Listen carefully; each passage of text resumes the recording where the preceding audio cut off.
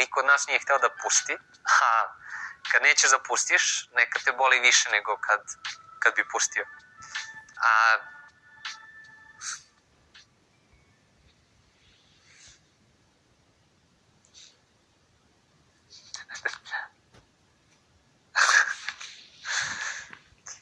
Tako sam hteo da zadržim svoju stranu. Neemotivno, znaš. Moguće da sam zaplakao u klipu i da su mi krenule suze zbog toga što seče luk tamo.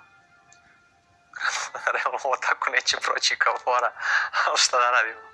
Udario sam Malić u krevet malo pre nego što smo snimali, pa me tek sad zabolelo. Ni to, a? Ja, iskreno, do ovog trenutka kad nisam seo pred kamere, bilo mi je mnogo lakše, jer ovako